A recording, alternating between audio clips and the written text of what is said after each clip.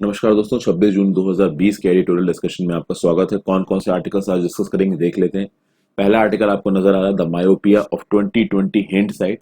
इस आर्टिकल को लिखा है श्याम सरन जी ने। श्याम सरन जी 2004 से लेकर 2006 के पीरियड में इंडिया के फॉरेन सेक्रेटरी थे। तो अभी उनके कुछ डिस्कशंस को जो कि उन्होंने गवर्नमेंट के साथ किए थे उस पर कुछ आवाजें उठाई जा रही हैं। The myopia of 2020 hint site. Myopia क्या होता है? मायोपिया मतलब होता है कि पास का देखना, दूर का ना देख पाना। तो उस समय की गवर्नमेंट जो कुछ भी बातचीत कर रही थी 2004 से लेकर 2006 तक के टाइम पीरियड में, उस पे काफी आवाजें उठ रही हैं। तो उस पे यहाँ पे कुछ क्लैरिफिकेशंस दिए हैं श्याम सरन जी ने। अच्छा आर्टिकल है ये, फॉरेन पॉलिसी को समझने के पर्सपेक्टिव से बहुत अच्छा आर्टिकल है। आगे चलते हैं। ये है why China is being aggressive along the LAC. तो भैया, इंडिया चाइना एग्रेशन और चाइना के इस प्रेजेंट स्टांस पे सब लोग अपनी राय दे रहे हैं। तो यहाँ पे एक और राय आई है कि भैया चाइना एलएसी पे इंडिया के अगेंस्ट इतना एग्रेसिव क्यों है, ये भी देख लेते हैं। आगे देखेंगे। Senseless death. ये थोड़ा सा एक सेंसिटिव आर्टिकल है दोस्तों, क्योंकि एक पर्सन है पीए जयराज, 58 ईयर्स के थे ये, और इनका बेटा जे बेनिक्स जो कि 31 ईयर्स का था। इन दोनों की कस्टोडियल उसमें डेथ हो गई। मतलब इनको पुलिस पकड़ के ले गई। अच्छा, पुलिस इनको पकड़ के क्यों ले गई थी? क्योंकि इन्होंने लॉकडाउन का वॉल्यूशन किया था और इनकी जेल में बंद होते समय तबियत खराब हो गई। उनको हॉस्पिटल लेके जाया गया और वहां पे इनकी मृत्यु हो गई। तो फिर कोर्ट ने स्यू मोटो कॉग्निजेंस लिया है। मद्रास हाईकोर्ट ने सीधे सीधे इस केस को अपने यहाँ पे उठाया है और इसके बारे में काफी बातचीत चल रही है। ये कहा जा रहा है कि भाई इनके ऊपर इंडियन पीनल कोड के कौन कौन से सेक्शंस लगने थे। केवल 188 लगना था और पुलिस ने 506 और 383 भी लगा दिया। तो क्या रेपरकशंस होंगे और क्या इंपॉर्टेंट है इस आर्टिकल में, ये चीजें भी मैं आपको बताऊंगा। फिर नेक्स्ट आर्टिकल दोस्तों ये है shut and open. Shut and open में ये बताया गया है, देखिए जैसे ही कोविड-19 का अनाउंसमेंट आया तो जो भी टेनिस टूर्नामेंट शेड्यूल्स थे उनकी डेटें बदल गई हैं। ठीक है, लेकिन जो नई डेट्स रखी गई हैं वो नई डेट्स उतनी यूजफुल नहीं मानी जा रही, उतनी प्रैक्टिकल नहीं मानी जा रही। जैसे फॉर एग्जांपल जो फ्रेंच ओपन है, आप देखिए जो फ्रेंच ओपन है जिसको पहले होना था मई में, वो अब लेट सितंबर में हो गया है। लेकिन क्या वो लेट सितंबर में हो सकता है? पॉसिबल नहीं है, क्योंकि ज्यादातर ये टूर्नामेंट्स आपके यूरोप में होते हैं। ठीक है, विंबलडन आपका इंग्लैंड में होता है, फ्रेंच ओपन ऑब्वियसली फ्रांस में होगा, यूएस ओपन यूएस में होगा, और ये सारी कंट्रीज बहुत हद तक कोरोना वायरस से अफेक्टेड हैं। इसीलिए भले ही इनको थोड़ा आगे एक्सटेंड किया गया पर इनका होना मुश्किल लग रहा है। और खासकर इस बात को ध्यान में देते हुए कि जो नोवाक जोकोविच है, नोवाक जोकोविच को भी कोरोना वायरस हो गया है। ठीक है, और बीच में कोई एक इवेंट हुआ था जिसको नोवाक जोकोविच ने अटेंड किया था। जैसे देखिए यहाँ पे लिखा हुआ है, word number 1 and the current president of ATP player council came across as anything but a leader, becoming the face of an event which flouted the most important of WHO guidelines। यानी कि जो word number 1 है Novak जोकोविच, और जो अभी की ATP player council के प्रेसिडेंट है, वो किसी इवेंट में गए होंगे। और जब वो इवेंट में गए होंगे तो ना वो फिजिकल डिस्टेंसिंग का ध्यान रख रहे होंगे, ना ही उन्होंने मास्क पहना होगा, और बाद में पता चला कि नोवाक जोकोविच को कोरोना वायरस हो गया। तो काफी इनका मजाक उड़ाया गया है। तो इसको ये तो खैर नहीं देखेंगे, इसमें कुछ खास है नहीं। तो मैंने हल्का फुल्का ही आपको बता दिया है, आप खुद जाके इस आर्टिकल को पढ़ सकते हैं। कुछ एज सच मुझे इस पे काम का मिल नहीं रहा है यूजफुल। आगे चलते हैं। ये article, can online learning replace the school classroom, e learning is out of reach for many students coming from disadvantage sections. ये आर्टिकल देखिए इस तरीके से इंपॉर्टेंट हो जाता है कि कुछ लोगों से सवाल पूछा जा रहा है, डिस्कशन किया गया है। तो डिस्कशन में आपके पूजा पेडनेकर जी हैं, किरण भैटी जी हैं और रीता सोनावत जी हैं। इन सब ने अपने अपने व्यू पॉइंट्स दिए हैं कि भाई ऑनलाइन क्लासेस फायदेमंद है क्या। तो कुछ लोगों ने बोला कि भाई फायदेमंद नहीं है, उसकी कमियां बताई हैं। कुछ ने बोला कि हाँ भाई फायदेमंद है, उसके फायदे बताए हैं। तो क्या कमियां क्या फायदे, कुछ इंपॉर्टेंट पॉइंट्स मैं आपको बताऊंगा, आप नोट डाउन कर लीजिए, एग्जाम्स में काम आएंगे। पूरा आर्टिकल पढ़ने की जरूरत नहीं है। और वैसे भी जब सिविल सर्विसेज के लिए आप पढ़ाई कर रहे हो या अपनी जनरल अंडरस्टैंडिंग के लिए भी पढ़ाई कर रहे हो, तो भी काम की चीजें देखिए। पूरी चीज पढ़ने में तो काफी समय चला जाता है और कुछ मिलता भी नहीं है यूजफुल। अगला है ड्रग अब्यूज अमिस्ट पैंडेमिक। ये बोला जा रहा है कि भाई कोविड-19 की क्राइसिस के चलते जो लोग हैं उनके सामने काफी सारी प्रॉब्लम्स आ गई हैं। पॉवर्टी आ गई है, उनके पास अपॉर्चुनिटीज कम है, ना वो पढ़ पा रहे हैं ना ही जॉब कर पा रहे, स्टिग्मा, और अगर किसी को कोरोना वायरस हो गया तो सोशल एक्सक्लूजन का हिसाब चल रहा है, किसी भी तरीके का मेल मिलाप नहीं हो रहा है, सोशल रिलेशंस नहीं बन पा रहे हैं। तो उसके चलते ड्रग अब्यूज बढ़ सकता है, ड्रग्स का इस्तेमाल बढ़ सकता है, जिसकी वजह से बहुत सारे ड्रग डिसऑर्डर होते हैं। और ये कहा जा रहा है कि ये ड्रग डिसऑर्डर जो लोअर क्लासेस के लोग हैं, मिडिल क्लासेस के लोग हैं, इनको ज्यादा होते हैं, हायर क्लासेस के लोगों को कम होते हैं। तो इनके रीजंस को यहाँ पे एक्सप्लोर किया गया है। तो ये आर्टिकल मैं आपको ठीक तरीके से समझाऊंगा, इंपॉर्टेंट आर्टिकल है। तो इतनी चीजें दोस्तों हम लोग इस आर्टिकल में देखने वाले हैं। अब शुरू करते हैं पहले आर्टिकल जो है मायोपिया ऑफ द 2020 हिंडसाइट। क्या कह रहा है यहाँ पे ऑथर? ऑथर यहाँ पे एक बहुत वैलिड पॉइंट बोल रहा है। ऑथर बोल रहा है कि हम इंडियंस को ये लगता है कि जो हमारे लीडर्स हैं ना, उनके पास कुछ ऐसी स्पेशल एक्स्ट्राऑर्डिनरी फार साइट पावर है कि वो सब कुछ पहले जान सकते हैं। यहां पे ऑथर ये बताने की कोशिश कर रहा है कि कभी भी जब आप हिस्ट्री में लिए हुए डिसीजंस को लेते हो, देखिए क्या लिखा हुआ है, judging history through the prism of the present can be very damaging to foreign policy formulation. मतलब कहने का मतलब यह है कि आज की डेट में जो हो रहा है, what ever is happening is today, उसके बेसिस पे पास्ट में जो फॉरेन पॉलिसी के डिसीजंस लिए थे उसको आप जज नहीं कर सकते हो। कहने का मतलब यह है, एग्जांपल होता है कि इंडिया पाकिस्तान के साथ आज के डेट में रिलेशन बहुत ज्यादा खराब चल रहे हैं, पर पास्ट में हमेशा तो खराब नहीं थे। कभी ना कभी तो एक ऐसा समय था कि इंडिया पाकिस्तान के रिलेशन कुछ समय के लिए अच्छे हुए, तो इंडियन टीम पाकिस्तान गई, उसको काफी इज्जत मिली। तो उस समय पे जो डिसीजन लिए गए इंडिया और पाकिस्तान के बीच के रिलेशंस को इंप्रूव करने की कोशिश की गई, तो उसको आप गलती नहीं बोल सकते हो, क्योंकि उस समय की कंडीशंस के हिसाब से, उस समय के कंटेक्स्ट के हिसाब से वो डिसीजन सही थे, भले वो आज के कंटेक्स्ट के हिसाब से, आज की कंडीशंस के हिसाब से सही ना हो। तो आथर ये बोल रहा है कि लोगों को लगता है कि जो उनके लीडर हैं, जो ब्यूरोक्रेट्स हैं, उनके अंदर कुछ बहुत ही एक्स्ट्रा ऑर्डिनरी ताकत है, कुछ एक्स्ट्रा ऑर्डिनरी इंटेलिजेंस है फ्यूचर ट्रेंड्स को देखने की। जबकि खास बात यह है कि ये यहाँ पे बताना चाह रहे हैं कि जो लीडर्स हैं, जो ब्यूरोक्रेट्स हैं, वो एजुकेटेड गेसेस लेते हैं। उनको ये पता नहीं है कि आगे क्या होने वाला है। जितनी उनकी सोच होती है उसके हिसाब से वो प्रिडिक्ट करते हैं कि आगे क्या हो सकता है। जैसे यहाँ पे बात की गई डिसएंगेजमेंट इन सियाचिन की। ऑथर यहाँ पे बोल रहा है कि 2004 से लेके 2006 के टाइम पीरियड में, जब the author was the foreign secretary of India, उस समय पे सियाचिन में डिसएंगेजमेंट की कुछ बातचीत चल रही थी पाकिस्तान से।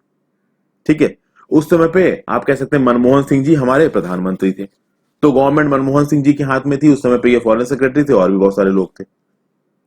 तो बातचीत चल रही थी कि भाई ये जो सियाचिन ग्लेशियर पे जो डिप्लॉयमेंट्स होता है ग्राउंड फोर्सेस का, इसको थोड़ा बहुत डिसएंगेज कर लेना चाहिए समय के हिसाब से। तो वो अपनी किताब में भी लिखा था, यहाँ पे फॉरेन सेक्रेटरी श्याम सरन जी, जो कि ये आर्टिकल को लिख रहे हैं, तो वो ये बोल रहे हैं कि मैंने जो कुछ भी लिखा था उस समय के निगोशिएशंस के लिए, उसका गलत इस्तेमाल किया जा रहा है आज की डेट में, मुझ पे इल्जाम लगाए जा रहे हैं। श्याम सरन जी बोल रहे थे कि उस समय पे पाकिस्तान के साथ अच्छे रिलेशंस करने के लिए ये बात कही जा रही थी कि हाँ भाई, सियाचिन ग्लेशियर से के आसपास से जो दोनों आर्मीज हैं थोड़ा थोड़ा डिसएंगेज हो जाएंगी, क्योंकि सर्दियों के समय पे वहां पे डिप्लॉय करना भी काफी मुश्किल होता है। इस बारे में कुछ बातचीत चल रही थी, हालांकि वो बातचीत फ्रक्टिफाई नहीं हुई, कुछ ऑन ग्राउंड हुआ नहीं, लेकिन फिर भी उस चीज को लेके इतने ज्यादा इल्जाम लगाए जा रहे हैं इस ऑथर पे, इतने ज्यादा इल्जाम लगाए जा रहे हैं मनमोहन सिंह जी की गवर्नमेंट पे, जो कि सही नहीं है। ये यहाँ पे ऑथर का बोलना है। अभी के लिए ऑथर इसका एग्जांपल कैसे ले रहा है प्रेजेंट कंटेक्स्ट में, अभी के लिए आपको देख रहे हैं इंडिया और चाइना के बीच में एक स्टैंड ऑफ चल रहा है, तो डिसएंगेजमेंट की बात चल रही है। तो डिसएंगेजमेंट की बात का मतलब ये नहीं होता है कि आप अपनी टेरिटरी को किसी दूसरे कंट्री को दे दोगे, ये ऑथर यहां पे बोल रहे हैं। डिसएंगेजमेंट का मतलब होता है कॉन्फिडेंस बिल्डिंग मेजर, कि थोड़ा आप पीछे जाइए, थोड़ा हम पीछे जाएंगे, तो एक दूसरे पे भरोसा आएगा। अभी के लिए जो इंडिया चाइना में बवाल चल रहा है, उसमें डिसएंगेजमेंट की बातचीत तो हो रही है, बट चाइना आप देखोगे कि देपसांग प्लेन्स में अपनी जो आर्मी है उसको इकट्ठा कर रहा है, गलवन वैली में उसने करी रखा है, गोगरा हॉट स्प्रिंग इलाके में उसने करी रखा है, पैंगोंग सो में उसने करी रखा है। तो बात ये कहा जा रहा है कि देखिए, सियाचिन ग्लेशियर के बारे में जो भी 2004 से लेके 2006 में पाकिस्तान की बातचीत चल रही थी, वो डिसएंगेजमेंट की बातचीत चल रही थी। जोन ऑफ डिसएंगेजमेंट को बनाने की कोशिश की जा रही थी और सब लोग उसमें इन्वॉल्व थे। यानी कि उस समय के फॉरेन सेक्रेटरी श्याम सरन जी वो भी इन्वॉल्व थे, मनमोहन सिंह जी की गवर्नमेंट के सारे लोग इन्वॉल्व थे। और यहाँ पे ऑथर ये बताना चाह रहा है कि वो जो लोग थे ना, वो भी उतने ही नेशनलिस्टिक थे जितने आज के लोग नेशनलिस्टिक हैं। ऐसा नहीं है कि वो अपनी जो लैंड थी वो किसी और को देने के मूड में थे। ये सब बातें कही गई। अब ऑथर यहां पे एक चीज कह रहा है कि 2004 से लेकर 2006 तक के टाइम पीरियड में गवर्नमेंट जो भी करने की कोशिश कर रही थी, हालांकि वो फ्रक्टिफाई नहीं हुआ दोस्तों। वो 2004 से लेकर 2006 तक का ये जो सियाचिन ग्लेशियर में डिसएंगेजमेंट की बातचीत चल रही थी, फ्रक्टिफाई नहीं हुई। कैबिनेट कमेटी ऑन सिक्योरिटी ने उसको पास ही नहीं किया, ठीक है। लेकिन फिर भी उसकी बातचीत के लिए मुझे रिस्पॉन्सिबल माना जा रहा है, ये गलत है। इसके फेवर में श्याम सरन जी कुछ पॉइंट दे रहे हैं। श्याम सरन जी ये बोल रहे हैं कि देखिए, उस समय पे इंडिया पाकिस्तान के रिलेशंस इतने खराब नहीं थे, यानी 2004 से लेके अगर आप 2006 तक के टाइम पीरियड को देखोगे, इंडिया पाकिस्तान के रिलेशन इतने बुरे नहीं थे जितने आज की डेट में वो बुरे हो चुके हैं। तो क्या इस बेसिस पे कि आज की डेट में इंडिया पाकिस्तान के रिलेशन खराब है, इस बेसिस पे जब प्रधानमंत्री अटल बिहारी वाजपेयी जी 1999 में बस पे बैठ के लाहौर गए थे, क्या उस डिसीजन को भी गलत माना जाए? क्योंकि 1999 में ही बस पे बैठ के अटल बिहारी वाजपेयी लाहौर गए, और उसी समय पे लगभग उसके टाइम पे जो पाकिस्तान थे के सोल्जर्स थे वो कारगिल पे अपना कब्जा जमाने की प्लानिंग कर रहे थे। तो एक तरफ पाकिस्तान के सोल्जर्स कारगिल पे कब्जा जमाने की बातचीत वो प्लानिंग कर रहे हैं, और दूसरी तरफ जो अटल बिहारी वाजपेयी जी हैं उनको इसके बारे में पता नहीं, वो 1999 में बस पे बैठकर लाहौर गए। तो क्या अटल बिहारी वाजपेयी जी के स्टेप को गलत माना जाए? फिर आप देखोगे कि अटल बिहारी वाजपेयी जी ने श्रीनगर में एक फ्री स्पीच दी 2003 में, जिसमें यह बोला गया, हैंड ऑफ फ्रेंडशिप बढ़ाया उन्होंने पाकिस्तान की तरफ। तो आप देखिए कि Atal Bihari Vajpayee ji national democratic alliance के थे, तो उस समय पे वो लीडर भी क्या कर रहे थे, पाकिस्तान के साथ अच्छे रिलेशंस करने की कोशिश कर रहे थे, जो कि लीडर्स को हमेशा लगता है कि अच्छे रिलेशन बना के रखो। आप देखिए, मैं नरेंद्र मोदी जी की भी यहां बात की कि नरेंद्र मोदी जी लाहौर गए थे 2015 में, अफगानिस्तान से वापस लौट रहे थे, तो लाहौर में उन्होंने एक डिसाइडेड स्टॉप लिया, एक अनइंटेंडेड, आप कह सकते हो कि पहले से इसकी बहुत ज्यादा प्लानिंग नहीं थी, अनप्लान्ड स्टॉप था। तो क्या उसको गलती बोला जाए? मतलब लीडर्स ने अपने अपने समय पे, चाहे वो अटल बिहारी वाजपेयी जी हो, चाहे नरेंद्र मोदी जी हो, उन्होंने, चाहे मनमोहन सिंह जी हो, उन्होंने अपने अपने समय पे चीजों को अच्छा करने की कोशिश की है। और अगर आज की डेट में इंडिया पाकिस्तान के रिलेशन खराब है, तो इसका मतलब आप ये नहीं बोल सकते कि पहले की डेट में हिस्ट्री में अगर किसी ने पाकिस्तान के साथ अच्छे रिलेशंस करने की कोशिश की हो तो वो गलत है। वो गलत नहीं है, वो उसको उस समय के कंटेक्स्ट के हिसाब से देखना चाहिए, ना कि अभी के कंटेक्स्ट के हिसाब से। ये बातें बताई जा रही हैं।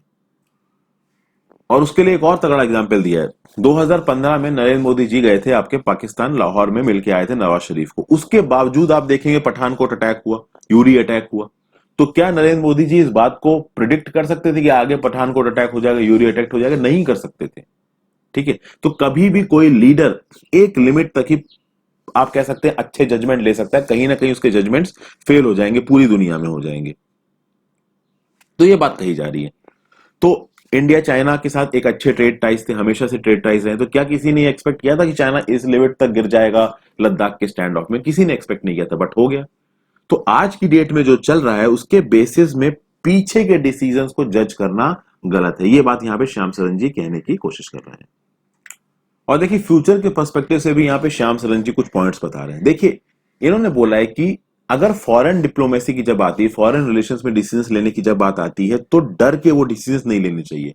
आपको एक केयरफुल एनालिसिस करनी चाहिए हिस्ट्री की, प्रेजेंट इंटरनेशनल एनवायरनमेंट की, और एक प्रोबेबल गेस या प्रोडिक्शन की आगे क्या होने वाला है, और उसके हिसाब से आपको फॉरेन पॉलिसी के डिसीजन लेने चाहिए। कभी भी फॉरेन पॉलिसी के डिसीजन डोमेस्टिक पॉलिटिक्स की वजह से नहीं लेने चाहिए। तो अगर आज की डेट में पाकिस्तान के अगेंस्ट इंडिया में नारेबाजी हो रही है, और पूरा का पूरा इंडिया एक तरीके से अगर पाकिस्तान के अगेंस्ट खड़ा हो जाए, पर उसके बावजूद भी अगर पाकिस्तान के साथ इंटरनेशनल रिलेशन बनाना इंडिया के हित में है, तो उसे बनाना चाहिए। यहां पे ये बोला जा रहा है। इसके देखिए एग्जाम्पल्स क्या दिए गए। एग्जाम्पल ये दिए गए हैं कि एक समय ऐसा था जब वेस्टर्न कंट्रीज थी वो पाकिस्तान को सपोर्ट कर रही थी थोड़ा थोड़ा कश्मीर इशू पे, और चाइना भी इंडिया की तरफ थोड़ा अगेंस्ट होकर खड़ा था। ये समय है 1960s का लगभग। तो 1960 से 1990 के टाइम पे आप ये देख सकते हो, 1960 तो शुरुआत में हमारी चाइना से लड़ाई होगी, आपको पता ही है। फिर 1969 में भी स्कर्मिश हुई थी, थोड़ी थोड़ी होती रही। उस समय पे कश्मीर को सपोर्ट दे रहा था वेस्टर्न वर्ल्ड। लेकिन उस समय पे इंडिया ने किसके साथ पार्टनरशिप की? उस समय पे इंडिया ने सोवियत यूनियन के साथ पार्टनरशिप की। फिर आप देखेंगे 1971 में जो यूएस प्रेसिडेंट थे हेनरी किसिंजर, वो बीजिंग आएंगे और चाइना के साथ अच्छी रिलेशनशिप हो जाएगी यूएस, और यूएस फिर ताइवान को सेपरेट कंट्री नहीं मानेगा। उस समय पे इंडिया ने सोवियत यूनियन के साथ ज्वाइन किया। तो वो उस समय की जरूरत थी। तो जब 1971 में यूएसए और चाइना एक तरफ हो गए, तो ऑब्वियस सी बात है इंडिया का सोवियत यूनियन की तरफ होना जरूरी था। आज की डेट में कुछ और दिख रहा है आपको। आज की डेट में दिख रहा है कि इंडिया यूएस की तरफ हो रहा है, और चाइना और रशिया के रिलेशंस बहुत अच्छे हो रहे हैं। तो कहने का मतलब यही है कि वही बात यहां फिर प्रूव हो जाती है कि फॉरेन पॉलिसी में आप प्रिडिक्ट नहीं कर सकते आगे क्या होने वाला है, क्योंकि जो अलग अलग देश है ना, वो अपनी फॉरेन पॉलिसी अपने अपने इंटरेस्ट के हिसाब से चेंज करते रहेंगे। कहा जाता है ना कि फॉरेन पॉलिसी में कोई परमानेंट फ्रेंड्स नहीं होते, कोई परमानेंट एनिमीज नहीं होते, केवल एक चीज परमानेंट होती है, अपना हित, अपने इंटरेस्ट। तो ये बातें यहां पे कही गई हैं। और इसीलिए ऑथर यहां पे एक फिनिशिंग नोट में ये बोल रहा है कि जब भी आप फॉरेन पॉलिसी बनाए, उसको इंटेलिजेंट बेसिस पे बनाए, पास्ट को ध्यान रखें, फ्यूचर को ध्यान रखें, लेकिन कभी भी डोमेस्टिक पॉलिटिक्स को हमारी फॉरेन पॉलिसी पे हावी ना होने दें, ये बोल रहा है ऑथर यहां पे। ठीक है, अगले आर्टिकल पे चलते हैं। देखिए स्टैनली जॉनी जी ने इस आर्टिकल को लिखा है। उन्होंने ये बोला है कि देखिए ये जो अभी का एलएसी का स्टैंड ऑफ चल रहा है, आप कह सकते हैं कि इंडिया के सामने आखिरी पिछले 20 25 30 सालों में सबसे बड़ा सिक्योरिटी थ्रेट है ये, इसमें तो देखिए कोई शक नहीं है। 20 शहीद जवान शहीद हो चुके हैं 45 साल में। आप कह सकते हो कि फैटिलिटी का इतना बड़ा इंसिडेंट पिछले कई सालों में नहीं हुआ, और हम लोग सैटेलाइट से देख ही रहे हैं कि गलवन वैली में और देपसांग प्लेन्स में और पैंगोंग त्सो के फिंगर्स में किस तरीके से चाइना वाले अपने ट्रूप्स को लगा के बैठे हुए हैं। ग्राउंड लेवल पे मिलिट्री लेवल की टॉक्स हो रही है, डी एस्केलेशन की बात हो रही है, डिसएंगेजमेंट की बात हो रही है, बट अभी रिसेंट पिछले 1-2 दिन में न्यूज आ रही है कि जो चाइना के ट्रूप्स का डिप्लॉयमेंट है बढ़ता ही जा रहा है। 10,000 ट्रूप्स को डिप्लॉय कर दिया है गलवन वैली में। तो अभी की सिचुएशन आई कैसे? 2017 में एक डोकलाम स्टैंड ऑफ हुआ था, जिसमें जो हमारी गवर्नमेंट थी वो सीना ठोक ठोक के कह रही थी कि हम जीत गए, जबकि एक्चुअली में वो उतना जीते थे नहीं। बट एक डोकलाम स्टैंड ऑफ में ये जरूर हो गया था कि 2 महीने में वो स्टैंड ऑफ रिजॉल्व हो गया था, किसी की जान नहीं गई थी, और कुछ समय के लिए भूटान की टेरिटरी से, एक्चुअली भूटान की टेरिटरी से तो हटा दिया चाइना को, लेकिन अपने साइड पे चाइना ने इतना इंफ्रास्ट्रक्चर बिल्ड कर लिया है कि वो कभी भी अटैक करके भूटान पे कब्जा कर सकता है। अब देखिए यहां पे ऑथर बता रहा है कि बहुत सारी चीजें हुई हैं जिसके चलते चाइना इस समय पे इस तरीके की हरकतें कर रहा है हमारे बॉर्डर पे। पहली बात तो यहां पे एक चीज कही गई कि जो हमारे प्राइम मिनिस्टर प्रेजेंट गवर्नमेंट है, उन्होंने ऐसी कोई भी चीज नहीं की है कि वो चाइना की डोमेस्टिक सेंसिटिविटी या जियोपॉलिटिकल सेंसिटिविटी को हर्ट करे। तो सीधे सीधे कभी भी इंडिया ने ताइवान के फेवर में स्टेटमेंट नहीं दिए, सीधे सीधे कभी भी इंडिया ने हांगकांग के फेवर में स्टेटमेंट नहीं दिए। जिंगजियांग को जो क्रैकडाउन किया था, जिंगजियांग में उइगुर मुस्लिम्स रहते हैं ना, उनके ऊपर जो चाइनीज फोर्सेस ने क्रैकडाउन किया, उसके अगेंस्ट भी इंडिया ने सीधे सीधे कभी नहीं बोला। हाँ, ये जरूर बात है कि जो यूएसए की एशिया पैसिफिक स्ट्रेटजी है, इंडो पैसिफिक स्ट्रेटजी है, उसमें इंडिया एक मेंबर धीरे धीरे बनता जा रहा है। तो यहां पे ऑथर ये बताने की कोशिश कर रहा है कि चाइना यहां पे सलामी स्लाइस स्ट्रेटजी का यूज कर रहा है। क्या है ये भाई? सलामी स्लाइस स्ट्रेटजी। सलामी स्लाइस स्ट्रेटजी में कहा जा रहा है कि इंडिया केवल एक स्लाइस है, चाइना बहुत सी जगह पर इन्वॉल्व है। जैसे कि चाइना ने एक नया सिक्योरिटी लॉ पास किया है हांगकांग में, जिससे हांगकांग की ऑटोनॉमी जा रही है। अच्छा, ये सब चाइना कर क्यों रहा है? देखिए, एक रीजन तो यह गया कि इंडिया ने जो जम्मू एंड कश्मीर स्टेट का स्टेटस था वो बदल दिया, लेकिन वो रीजन बहुत हद तक सही नहीं है, क्योंकि जब स्टेटस बदला भी था तो चाइना के साथ ग्राउंड पे कुछ नहीं बदला है। ये बताने के लिए एस जयशंकर साहब, सुब्रमण्यम जयशंकर साहब, जो कि हमारे फॉरेन मिनिस्टर, वो अगस्त 2019 में चाइना गए थे और उन्होंने चाइना को समझाया भी था। ये बोल रहा है ऑथर यहाँ पे कि चाइना को ये लग रहा है कि इंडिया स्ट्रेटेजिकली उसके हाथ से अब निकल चुका है। इंडिया ना उसके बेल्ट एंड रोड इनिशिएटिव का पार्ट बन रहा है। चाइना ने बैक एंड से फ्रंट एंड से बहुत कोशिश की है कि India belt and road initiative का पार्ट बन जाए। शायद बन भी जाता अगर वो belt and road initiative China Pakistan economic corridor से ना गुजर रहा होता। तो चाइना को अब ये चीज समझ में आ गई कि इंडिया उनकी तरफ पूरी तरीके से आएगा नहीं, यूएस की तरफ ज्यादा जा रहा है। तो एक स्ट्रेटेजिक अलाई वाली जो बात थी इंडिया की, वो रही नहीं है। India is more aligned towards the west, ये चीज समझ में आ गई है। प्लस जो चाइना की कोविड-19 की पॉलिसी है वो भी बहुत ज्यादा ऑफेंसिव हो गई। जब चाइना से माफी मांगने की बात की जाए तो माफी तो छोड़ो, वो अपने मॉडल को पूरी दुनिया पे इंपोज करने लगे और इधर उधर अपनी मसल फ्लेक्सिंग करने लगे। तो ताइवान को धमकियां दे रहे हैं। साउथ चाइना सी में बहुत सारे नेवल इंसिडेंट्स हो रहे हैं। आप देखिए साउथ चाइना सी में यूएस के भी एयरक्राफ्ट कैरियर डिप्लॉयड है और चाइना की नेवी तो डिप्लॉयड है ही। हांगकांग में सिक्योरिटी लॉ पास कर दिया। और इंडिया में जो कुछ भी हो रहा है ये चाइना की सलामी स्लाइस स्ट्रेटजी के चलते केवल एक स्लाइस है जो बॉर्डर स्टैंड ऑफ इंडिया में हो रहा है। आज की डेट में चाइना के बारे में ऑथर बता रहे हैं कि ये चाइना सोवियत यूनियन नहीं है 1940s का। 1940s का सोवियत यूनियन की पॉलिसी क्या थी कि कम्युनिज्म की पॉलिसी को पूरे दुनिया में फैलाओ। यूएसए कैपिटलिज्म को फैला रहा था और उस समय का सोवियत यूनियन, 1940s का सोवियत यूनियन कम्युनिज्म को फैला रहा था। फिर वॉर खत्म हो जाएगा 1945 में, सेकेंड वर्ल्ड वॉर। उसके बाद सोवियत यूनियन बहुत तेजी से बढ़ेगा। चाइना के बारे में भी ये कहा जा रहा है कि चाइना भी बहुत तेजी से बढ़ा 1970s 80s 90s के टाइम में। डेन ज़ाओपिंग रूलर थे, उन्होंने क्या नारा दिया? Hide your capacity and wide your time, peaceful rise. Peaceful development, कि भाई हमारी जो कैपेसिटी है उसको हम दुनिया को नहीं दिखाएंगे, हम शांत रहेंगे और शांति से अपनी प्रोग्रेस करेंगे। लेकिन अब यह मानना है कि जी जिनपिंग के राज के दौरान चाइनीज को लगता है कि वो डेवलप कर चुके हैं, वो एक लिमिट से ज्यादा ताकतवर हो चुके हैं और अब वो एक ऐसा ग्लोबल ऑर्डर बनाएंगे जिसमें चाइना डोमिनेट करे, ये उनका बोलना है। लेकिन ऑब्वियस सी बात है ये चीज उतनी ज्यादा सक्सेसफुल हो नहीं पाएगी। तो अपनी डोमिनेशन की स्ट्रैटेजी के चलते जो इधर उधर हर जगह पे मसल फ्लेक्सिंग कर रहा है चाइना, उसमें एक पार्ट आपका इंडिया है। इंडिया के अगेंस्ट मसल फ्लेक्सिंग क्यों हो रही है? क्योंकि चाइना को लगता है कि India is no more a strategic ally of China. India US की तरफ जा रहा है, इंडिया चाइना की पूरी तरीके से बात नहीं मान रहा है, तो अफ्रीका के देशों में चाइना अपनी मनमानी करता है, पाकिस्तान में चाइना अपनी मनमानी कर रहा है, लेकिन इंडिया के सामने वो अपनी मनमानी कर नहीं पा रहा है। फिर जो दुनिया भर की कंट्रीज हैं जैसे कि ऑस्ट्रेलिया हो गई, जापान हो गई, यूएसए होगी, उनको ये लगता है कि चाइना को एशिया में काउंटरवेट करने के लिए इंडिया है। तो इस तरीके के स्टैंड ऑफ करके चाइना दुनिया को यह बताना चाह रहा है कि इंडिया हमारे सामने कुछ भी नहीं है, हम जब चाहे इसको दबा सकते हैं। ठीक है, और भी बहुत से फैक्टर्स हैं भाई, लोकल फैक्टर्स हैं, रीजनल फैक्टर्स हैं, ग्लोबल फैक्टर्स हैं। सबसे बड़ा ग्लोबल फैक्टर तो आपका कोरोना वायरस है। पूरे यूएस में पैंडेमिक फैल गया, पूरे यूरोप में पैंडेमिक फैल गया, इलेक्शन ईयर है यूएस में अभी अभी प्रेसिडेंट भी बदल सकते हैं। तो चाइना को बिल्कुल बेस्ट टाइम लगा ये पे, चाइना को लगा कि इस समय पे अगर हम स्टैंड ऑफ शुरू कर देंगे तो यूएस में एक तो कोविड-19 फैल गया है, दूसरी बात यूएस में नए राष्ट्रपति को चुनने की बातचीत चल रही, तो वो वहां पे बिजी है, तो उनका ध्यान इतना यहाँ पे आएगा नहीं।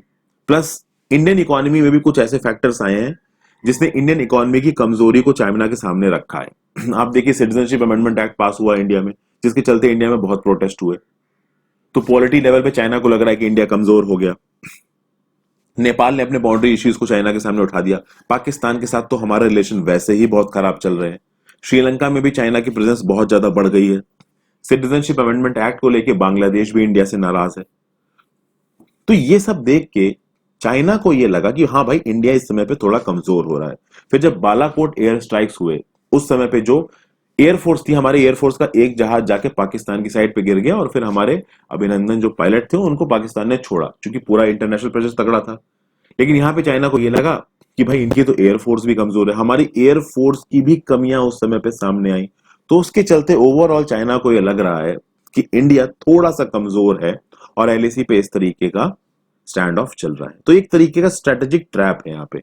ऑथर यहाँ पे ये बोलने की कोशिश कर रहा है कि सिर्फ यूएस के साथ मिल जाना सिचुएशन का सॉल्यूशन नहीं है। इस सिचुएशन का सॉल्यूशन ये है कि हम अपने एंड पे अपनी डोमेस्टिक कैपेबिलिटीज को बढ़ाएं, अपनी डिफेंस कैपेबिलिटीज को बढ़ाएं, क्योंकि इस समय पे चाइना को एंगेज करना जरूरी है, रोकना जरूरी है, लॉन्ग टर्म फोकस करके अपनी कैपेसिटी को बढ़ाना है, क्योंकि इस समय पे इस स्टैंड ऑफ का कोई शॉर्ट टर्म सॉल्यूशन नजर नहीं आ रहा है। और केवल किसी यूएस जैसी कंट्री के साथ साइड करने से कुछ होगा नहीं, क्योंकि जब कोल्ड वॉर चल रहा था तब पाकिस्तान यूएस की तरफ हो गया था और आज की डेट में पाकिस्तान का हाल आप देख रहे हैं कितना बुरा है। तो इस तरीके की कोई चीज इंडिया के साथ ना हो, इसलिए यहाँ पे ऑथर ये बोलना चाह रहा है कि सिर्फ यूएसए के साथ अलाइन करके या वेस्टर्न पावर्स के साथ अलाइन करके इस सिचुएशन को हैंडल नहीं किया जा सकता। सिचुएशन को तभी हैंडल किया जा सकता है जब इंडिया डोमेस्टिक कैपेबिलिटीज में आगे बढ़ेगा, डिफेंस कैपेबिलिटीज में आगे बढ़ेगा, खुद के दम पे दुनिया के ऑर्डर को झेल ले, ना कि किसी की मदद से। ये यहाँ पे ऑथर बोल रहा है। नेक्स्ट आर्टिकल की तरफ चलते हैं। इसमें हुआ क्या दोस्तों, जैसा कि मैंने आपको पहले बताया कि पीए जयराज करके एक टिम्बर ट्रेडर थे और उनका जे बेनिक्स करके बेटा था उनका 31 साल का, दोनों को लॉकडाउन के वायलेशन के चलते अरेस्ट किया गया। ठीक है, ये एक मोबाइल फोन सर्विस चलाते थे, सेल्स सेंटर चलाते थे। इनको अरेस्ट क्यों किया गया कि भाई परमिटेड आवर्स के बाद आप अपनी दुकान खोल के बैठे हैं। इनकी दुकान कहां थी? सदन कुलन टाउन में थी, थोथुकुडी डिस्ट्रिक्ट में, और इनको जुडिशियल कस्टडी में दे दिया गया। फिर बाद में बोला गया कि भाई पुलिस ने बोला कि इनकी तबीयत खराब हो गई, ठीक है, जब ये सब जेल में थे, और फिर इनको हॉस्पिटल लेके जाया गया और उनकी हॉस्पिटल में इनकी मृत्यु हो गई। जब इनकी मृत्यु हो गई उस समय पे मद्रास हाई कोर्ट ने स्यूमोटो कॉग्निजेंस लिया। स्यूमोटो कॉग्निजेंस का मतलब क्या है कि मद्रास हाई कोर्ट ने बिना किसी के केस फाइल करने का इंतजार किए हुए सीधे सीधे खुद को केस के अपने हाथ में ले लिया और उनसे यह बोला, सबसे पहले तो मद्रास हाई कोर्ट ने यह बोला कि भाई जब भी इनकी ऑटोप्सी होगी उस ऑटोप्सी की वीडियो बनाई जाए, ठीक है, ताकि ऑटोप्सी में कोई भी उल्टा सीधा काम पुलिस ना कर पाए। देखिए ऑटोप्सी से यह पता चलता है कि एक्चुअली में इंसान की मृत्यु किस वजह से हुई। तो हो सकता है कि जो पुलिस वाले हैं अगर वो किसी गलत चीज में इन्वॉल्व है तो वो ऑटोप्सी के साथ कुछ छेड़छाड़ करने की कोशिश करें। तो मद्रास हाईकोर्ट ने क्या बोला कि वीडियोग्राफी करो, प्रॉपर ऑटोप्सी की रिपोर्ट आनी चाहिए, और जब प्रॉपर ऑटोप्सी की रिपोर्ट आएगी उसके बाद जो कोर्ट है वो कुछ एक्शन लेगी। यहां पे देखिए जो आपके चीफ मिनिस्टर हैं पलाना स्वामी जी, इन्होंने क्या बोला है कि हम 10 लाख का कंपनसेशन देंगे इनको। जो 2 सब इंस्पेक्टर्स इन्वॉल्व थे केस में उनको सस्पेंड कर दिया गया, लेकिन सिर्फ सस्पेंड करने से नहीं होगा। यहां पे देखिए लॉ इन्फोर्समेंट की जो मशीनरी है इसके ऊपर कुछ सवाल उठाए गए हैं। यहां पे ऑथर ये बोल रहा है कि जो कस्टोडियल डेथ होती है, कस्टोडियल डेथ्स मतलब कि जब आप जेल में बंद हो उस समय पे अगर किसी की डेथ हो जाती है तो ज्यादातर केसेस में ये डेथ तब होती है जब किसी पुलिस पर्सनल ने टॉर्चर किया हो। तो अगर यहां पे टॉर्चर इन्वॉल्व है तो केस ऑफ मर्डर फाइल होना चाहिए और कोई इंडिपेंडेंट एजेंसी को इन्वेस्टिगेशन करना चाहिए, क्योंकि अगर पुलिस ही इन्वेस्टिगेशन करेगी तो पुलिस तो अपने लोगों को बचाएगी ही। ये सब बातें बोला गया। ये भी कभी कभी कहा जाता है कि पुलिस इस तरीके के क्राइम को करके, कस्टोडियल क्राइम को करके, कस्टोडियल वायलेंस को करके अपने पर्सनल कहते ना एजेंडा को भी मीट करने की कोशिश करती है। अब देखिए क्या होगा क्या नहीं होगा वो तो इस बात पर डिपेंड करेगा कि ऑटोप्सी की रिपोर्ट में क्या निकल के आता है। यहां पे पुलिस के एक्शंस पे इतनी आवाजें एक और वजह से उठ रही हैं। जब लॉकडाउन लगा तो लॉकडाउन के बाद हम लोग वीडियोस पे देख रहे हैं और कई सारे मेमेज और कॉमेडी सीरियल्स में देख रहे हैं कि भाई सिटीजन सामान लेने के लिए बाहर निकल रहे हैं और उनको बाहर निकलने से रोकने के लिए उनको डंडे पीटे जा रहे हैं, भगाया जा रहा है, जबरदस्ती मारा जा रहा है, इस तरीके की चीजें नजर आने लगी। तो यहाँ पे ये बताने की कोशिश की जा रही है कि जो पुलिस का हैंडलिंग का तरीका है ना, ये हैंडलिंग का तरीका ह्यूमन नहीं है, ये हैंडलिंग का तरीका बहुत गलत है। और इस ऑफेंस में जहां पे इन 2 लोगों की अनफॉर्चुनेट मृत्यु हो गई है, इसमें एक और बात कही जा रही है कि अगर उन्होंने लॉकडाउन का वायलेशन किया था कि भाई किसी पब्लिक सर्वेंट ने आपके ऊपर रिस्ट्रिक्शन डाला है कि आप इतने समय तक दुकान खोल सकते हैं, और उसके बाद भी अगर आपने दुकान खोला है तो आपको चार्ज किसके थ्रू किया जाएगा? आपको चार्ज किया जाएगा section 188 of Indian penal code. लेकिन जब मिस्टर जयराज और मिस्टर बेनिक्स के अगेंस्ट चार्ज बनाए गए तो उनको 188 के साथ साथ सेक्शन 383 लगाया गया, section 383 of the Indian panel code. इसमें क्या है? एक्सटॉर्शन बाय थ्रेट, यानी ये किसी को एक्सटॉर्ट कर रहे थे थ्रेट करके। दूसरा इनके ऊपर लगाया गया सेक्शन 506 2, सेक्शन 506 2। ये क्या होता है? ये होता है क्रिमिनल इंटिमिडेशन, और क्रिमिनल इंटिमिडेशन एक ऐसा क्राइम है जिसमें आपकी बेल नहीं हो सकती। तो यहां पे ये बात उठाई जा रही है कि यार इस तरीके के चार्जेस को लगाने की क्या जरूरत थी जब आपको सेक्शन 188 ही लगना था। इस पर भी आपकी पुलिस की एक्टिविटी पे थोड़ा शक जाता है, और ये कहा जाता है कि नॉर्मल कर जब एफआईआर फाइल करती है पुलिस तो उस समय पे सेक्शन 506 क्लॉज 2 लगा ही दे सकती है, क्योंकि ये नॉन बेलेबल सेक्शंस होते हैं। इसमें जो लोग को अरेस्ट किया जाएगा उनको बेल नहीं मिलेगी। ठीक है, तो यहां पे बस यही बात करी जा रही है कि पुलिसमैन का फेलियर दिखाने की कोशिश कर रहा है ऑथर। हालांकि कोर्ट का जजमेंट भी सही है, जब तक पूरी तरीके से प्रूव नहीं हो जाता कि हाँ भी पुलिसमैन की गलती की वजह से इन पर्सन की मृत्यु हुई है, तब तक पुलिसमैन को भी सजा देना सही नहीं है। तो देखते हैं आगे मद्रास हाईकोर्ट क्या बोलता है। अगले आर्टिकल पे चलते हैं। यहां बातचीत की है ई लर्निंग की। कोरोना वायरस का पैंडेमिक लग गया, बच्चों को घर बैठे बैठे पढ़ाया जा रहा है। तो सवाल पूछा गया है, सबसे पहले सवाल पूछा गया रीता सोनावत जी से। इनसे पूछा गया कि has screen time from students increased because of online classes, यानी कि बच्चे जो घर पे रहते हैं ऑनलाइन क्लासेस की वजह से जितना समय वो स्क्रीन के सामने रहते हैं, स्क्रीन में टीवी भी हो सकता है, कंप्यूटर भी हो सकता है, फोन भी हो सकता है, क्या वो टाइम बढ़ गया? तो रीता सोनावत जी का ये बोलना है कि नहीं भाई, टाइम नहीं बढ़ा है। स्कूल बच्चे तो हमेशा से स्क्रीन के सामने रहते थे, तो जब कोरोना का पैंडेमिक नहीं आया था तब भी वो मोबाइल पे रहते थे, कंप्यूटर पे रहते थे, टीवी पे रहते थे, सीरियल देखते थे, मैच देखते थे, गेम खेलते थे फोन पे। तो ये सब चीजें तो पहले ही लग रही थी, तो कोविड-19 के पहले से ही वो स्क्रीन से एडिक्टेड है। तो ये पढ़ाई की वजह से उनका स्क्रीन को एक्सपोजर बिल्कुल नहीं बढ़ा है। प्लस यहाँ पे रीता सोनावत जी हैं, वो ऑनलाइन एजुकेशन को थोड़ा सपोर्ट सा कर रही हैं। वो क्या कह रही हैं कि जब भी ऑनलाइन क्लासेस दी जाती हैं बच्चों को तो सिर्फ पढ़ाया नहीं जाता है, उनको और बहुत सी एक्टिविटी बताई जाती है। उनको योगा सेशंस कराए जाते हैं, उनसे बोला जाता है किचन में जाके एक सैलेड बनाइए, उनको स्टोरी टेलिंग बताई जाती है, अलग अलग तरीके से स्टूडेंट्स को इंगेज करने की कोशिश की जाती है। तो इनका यह कहना है कि ये जो चीजें हो रही हैं ये जरूरी है। ठीक है, अच्छा एक बात और बोल रही है रीता सोनावत जी, वो ये बोल रही है कि अगर हम इस तरीके के ऑनलाइन क्लासेस नहीं कराएंगे तो बच्चों का ब्रेन डेवलपमेंट हो ही नहीं पाएगा। ये जो इनिशियल स्टेजेस होते हैं ना, खासकर प्री स्कूल के जो बच्चे होते हैं, जो नर्सरी के बच्चे होते हैं, उनकी इस तरीके से ऑनलाइन क्लासेस होनी जरूरी है। क्यों? क्योंकि अगर वो कुछ भी नहीं करेंगे तो उनका ब्रेन डेवलपमेंट होगा नहीं। माँ बाप के पास आजकल टाइम नहीं है बच्चों पे ध्यान देने का, तो कुछ ना कुछ तो चाहिए ना बच्चों को समझाने के लिए। तो ये ऑनलाइन क्लासेस बहुत सही है, क्योंकि अब आप ऑफ यहाँ पे स्कूल नहीं आ पा रहे हो तो कम से कम घर बैठे बैठे तो पढ़ो, ये बात बोली जा रही है। लेकिन इसके बिल्कुल काउंटर आर्गुमेंट दिया है किरण भाटी जी ने। किरण भाटी जी क्या बोल रही हैं कि हाँ भाई, अगर बहुत ज्यादा देर तक बच्चे स्क्रीन के सामने बैठेंगे उनको डेफिनेटली नुकसान होगा, उनकी आई साइट में खराब हो सकते हैं, उनकी जो न्यूरोलॉजिकल रिस्पॉन्सेज है वो धीमे हो जाएंगे। ज्यादा देर तक अगर वो सामने बैठेंगे टीवी के स्क्रीन के, तो जो उनकी एक्टिवनेस है वो एक्टिवनेस कम हो जाएगी। प्लस वो घर पे बैठे बैठे जब पढ़ते हैं तो उनकी हेल्थ पे फर्क पड़ता है। ठीक है, वो अपने आप को लोनली फील करते हैं, आइसोलेटेड फील करते हैं, क्योंकि जब वो स्कूल में होते हैं तो वो अपने पीयर्स के साथ होते हैं, दोस्तों के साथ होते हैं, लेकिन यहाँ पे वो बिल्कुल अकेले हैं, एक वर्चुअल दुनिया में है, जो कि उनकी लर्निंग पे इफेक्ट डालता है। तो दो डिफरेंट व्यू पॉइंट्स दिख रहे हैं आपको दोस्तों यहाँ पे। प्लस यहाँ पे उन बच्चों की भी बात की गई कि जैसे फॉर एग्जाम्पल जो बच्चे गवर्नमेंट स्कूल में पढ़ते हैं, तो जो गवर्नमेंट स्कूल में पढ़ते हैं वो ऑब्वियस सी बात है, यहाँ पे कहा जा रहा है गवर्नमेंट स्कूल में इसलिए पढ़ते हैं क्योंकि उनके माँ बाप के पास ज्यादा पैसे नहीं है कि उनको महंगे स्कूलों में पढ़ा पाए। तो ऐसे बच्चों के पास पैंडेमिक के दौरान एजुकेशन की ऑनलाइन फैसिलिटीज नहीं है, ना उनके पास अच्छा इंटरनेट कनेक्शन है, ना ही उनके पास अच्छे लैपटॉप और फोन वगैरह है। हो सकता है कि घर में एक दो लैपटॉप हो, एक लैपटॉप हो या एक फोन हो, तो हो सकता है उसको कोई मेल या female member of the family अपने ऑफिस के काम के लिए इस्तेमाल करता हो, तो वो बच्चे के लिए अवेलेबल ही ना हो। तो ऑनलाइन लर्निंग के खिलाफ यहाँ पे मैडम ये भी बोल रही हैं कि देखिए, वो लोग जिनके पास टेक्नोलॉजी की एक्सेस नहीं है वो कैसे पढ़ाई करेंगे, इसके बारे में भी कहा गया। तो आपको दो व्यू पॉइंट्स नजर आ रहे हैं। एक व्यू पॉइंट है जो कि ऑनलाइन लर्निंग को सपोर्ट कर रहा है, दूसरा व्यू पॉइंट है जो कि ऑनलाइन लर्निंग को अपोज कर रहा है। तो अभी आपसे अगर सवाल पूछा जाए कि ऑनलाइन लर्निंग अच्छी है या नहीं है, तो आपको दोनों व्यू पॉइंट्स बताने हैं और अपना कंक्लूजन एक बैलेंस्ड फॉर्मेट में बताना है। यानी कभी भी कोई सवाल आए तो आप ये मत बोलिएगा कि ऑनलाइन लर्निंग गलत है, और कभी ये भी मत बोलिएगा कि ऑनलाइन लर्निंग बहुत ज्यादा अच्छी है, उसमें कोई गलती है ही नहीं। एक बैलेंस्ड अप्रोच आपको लेनी है, एडवांटेजेस और डिसएडवांटेजेस दोनों बताने हैं। फिर ये बोला जाता है कि बच्चे जो किंडर गार्टन में है, जो बहुत छोटे हैं, जो नर्सरी के लेवल पे हैं, क्या उनके सामने स्क्रीन लाना सही है? तो देखिए यहाँ पे एक व्यू पॉइंट बिल्कुल अच्छा है। जो बच्चे बहुत ज्यादा छोटे हैं उनको इतने छोटे उम्र पे स्क्रीन के सामने बैठाना बिल्कुल सही नहीं है। जैसा कि मैंने आपको पहले बताया, उनके न्यूरोलॉजिकल रिस्पॉन्सेस कम हो जाते हैं, वो लेथार्जिक हो जाते हैं, उनकी सोचने की एबिलिटी कम होती है।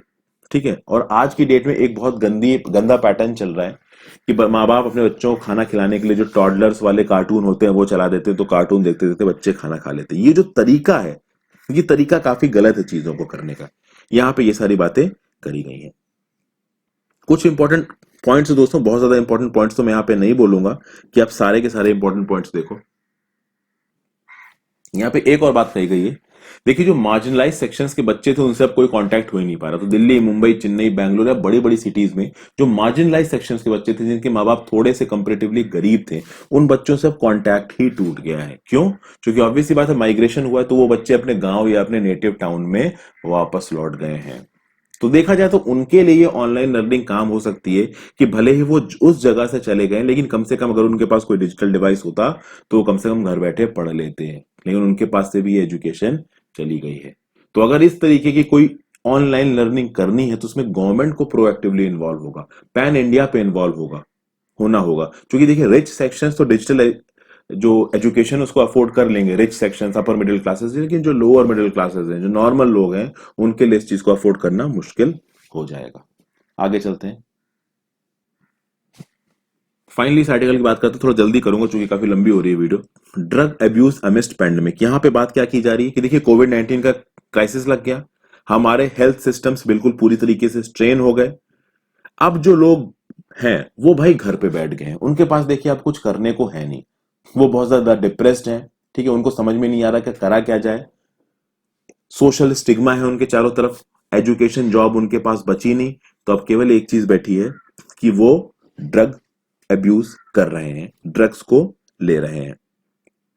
और इसका एक हिस्टोरिकल पर्सपेक्टिव भी दिया गया था। जब 2008 की फाइनेंशियल क्राइसिस आई थी यूएसए में और पूरी दुनिया में, उस फाइनेंशियल क्राइसिस के पास भी जो ड्रग अब्यूज के केसेस थे ना, बहुत ज्यादा बढ़ गए। जब लोगों के पास पैसा नहीं होता, काम करने के लिए कुछ होता नहीं, उनकी पर्सनल लाइफ खराब चल रही होती है, तो वो क्या करते हैं कि ड्रग्स को अपना सहारा बना लेते हैं, क्योंकि वो ड्रग्स उसको कुछ समय के लिए, मतलब बाकी सारी टेंशन से अलग कर देते हैं।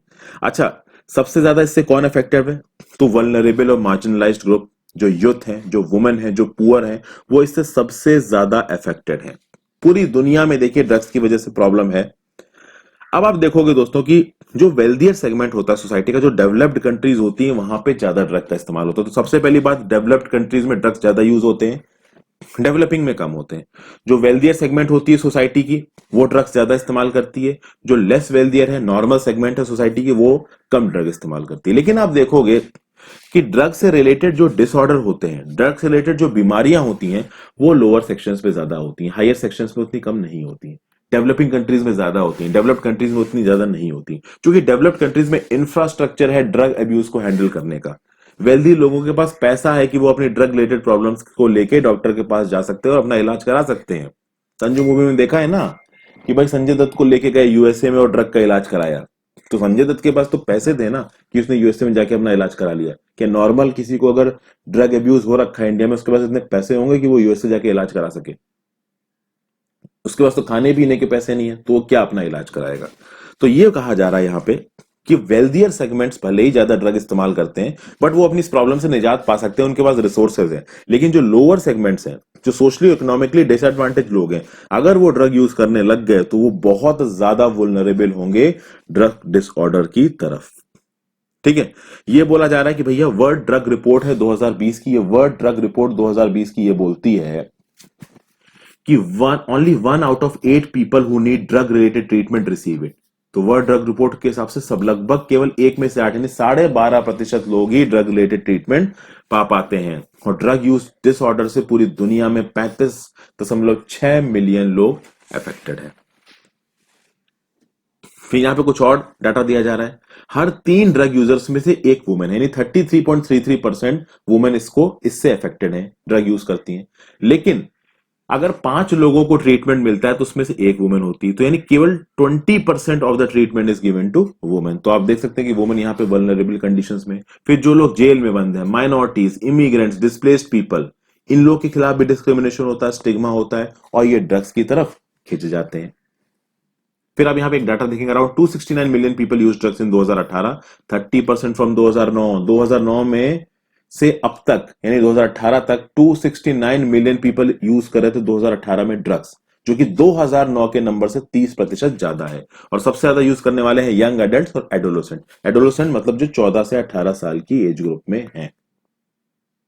तो अगर ड्रग यूज करने वालों का नंबर बढ़ रहा है, मतलब पॉपुलेशन बढ़ रही है, बट पॉपुलेशन के साथ साथ ड्रग की अवेलेबिलिटी भी बढ़ रही है, इस बात को भी ध्यान देना होगा। ड्रग अवेलेबिलिटी भी बढ़ रही है। खास बात दोस्तों ये है कि एसेंशियल मेडिकल यूजेस के लिए ड्रग अवेलेबल नहीं है। तो ज्यादातर जो लो और मिडिल इनकम कंट्रीज हैं, इन ड्रग्स का यूज मेडिसिनल चीजों में भी होता है। तो उन मेडिसिनल चीजों के लिए ड्रग्स यूज नहीं है, बट फूकने के लिए अवेलेबल है।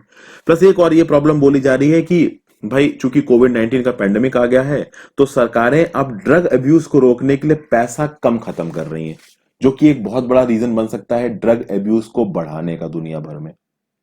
तो ये सब कुछ पॉइंट्स बोले गए हैं दोस्तों यहाँ पे। जो मैंने आपको स्टैटिस्टिक्स दिए थे कि 2018 में इतने ड्रग यूजर्स हैं, ठीक है, फिर मैंने आपको बताया कि 1 in 3 women is using drug और 1 out of 5 women is getting drug treatment. तो इस तरीके के जो मैंने आपको स्टैट्स बताए, इन स्टैट्स को अपने नोट्स में इनकॉर्पोरेट कर लीजिए, आंसर्स में नोट करने में आपको काम आएंगे। तो thank you for watching this video. अभी के लिए वीडियो खत्म करते हैं, थोड़ी लंबी हो गई, sorry. Thank you for watching it, have a great day.